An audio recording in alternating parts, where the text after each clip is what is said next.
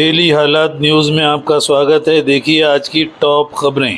آج میں ایک اہم سٹوری جو بھارت کی ریاست کرناٹک کے دکشن کنڑا ضلع کے دھرمستھلا مندر کی ہے، اس کی سچائی سامنے آ گئی ہے، اور اس سچائی کے سامنے آتے ہی بھگوا داری چینلز اور لو جہاد کی کہانی کے اسکرپٹ رائٹروں کی بولتی بند ہو گئی ہے۔ جی ہاں ناظرین، یہ کہانی صرف لاپتہ خواتین کی نہیں بلکہ ایک گہری خاموشی میں دفن بے آواز انسانیت کی ہے۔ کرناٹک کے مشہور مذہبی مقام دھرمستھلا سے وہ ہولناک سچ سامنے آ رہا ہے جس پر برسوں تک خاموشی چھائی رہی۔ ایک سابق صفائی ملازم کی دل دہلا دینے والا انکشاف نہ صرف کرناٹک بلکہ پورے ملک کو جھنجھوڑ رہا ہے۔ اس شخص نے دعویٰ کیا کہ دھرمستھلا میں پچھلے 2 دہائیوں کے دوران سینکڑوں لاشیں خاموشی سے دفنائی گئی۔ نہ کوئی قبر، نہ کتبہ، نہ کوئی شناخت اور نہ ہی کوئی عدالت کا حکم، بس خاموش لاشیں اور ان پر مٹی جنہیں نہ کوئی تلاش کر رہا ہے، نہ ہی کوئی ان کے لیے آواز بلند کر رہا ہے۔ اب جو یہ آواز گونجی تو وہ سب کچھ ہلا کر رکھ گئی۔ میڈیا رپورٹس کے مطابق یہ انکشاف ایک لاپتہ میڈیکل طالبہ کے کیس کے پس منظر میں سامنے آئی ہے۔ اس لڑکی کی گمشدگی نے اس علاقے کے اندھیر نگری کا پردہ فاش کر دیا ہے۔ دھرمستھلا کے قریب علاقوں میں انسانی کھوپڑیاں ملنے کے بعد شکوک مزید گہرے ہو گئے۔ سوالات اٹھنے لگے، یہ لاشیں کس کی تھیں، انہیں کیوں دفنایا گیا، اور یہ سب ایک بڑا سوال، اور اس سے سب سے بڑا سوال یہ کہ کس کی اجازت سے یہ سب ہو رہا تھا۔ اس سنگین معاملے کے بعد ریاستی خواتین کمیشن نے حکومت سے اپیل کی، اور حکومت نے فوری اقدام اٹھاتے ہوئے ایک خصوصی تحقیقاتی ٹیم SIT تشکیل دی۔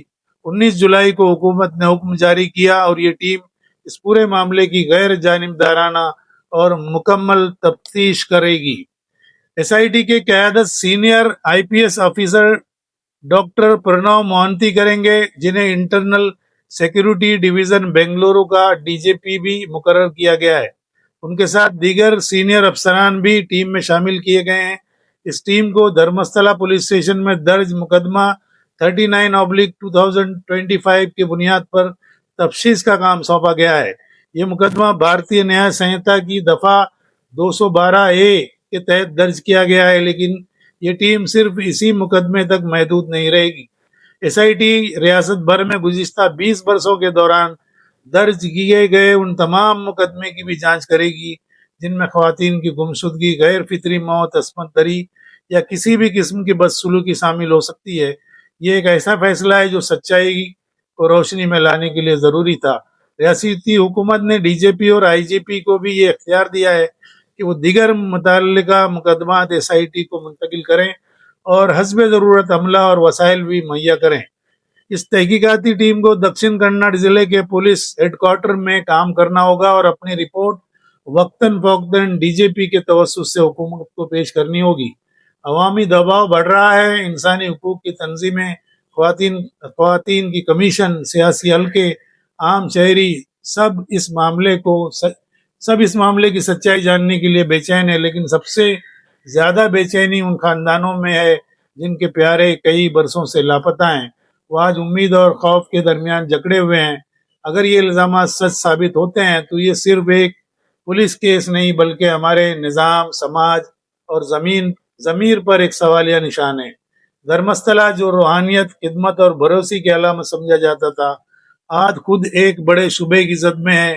سوال یہ ہے کہ اگر یہ سب کچھ اس مقدس مقام کے سائے میں ہوا تو پھر کس پر بھروسہ کیا جائے؟ اب حکومت، تفتیشی ادارے اور عدالتوں کی ذمہ داری ہے کہ اس گمبھیر حقیقت کو بے نقاب کریں اور انصاف کے دروازے کھولیں ان لاشوں کے لیے جنہیں بے آواز کر کے دفن کر دیا گیا تھا۔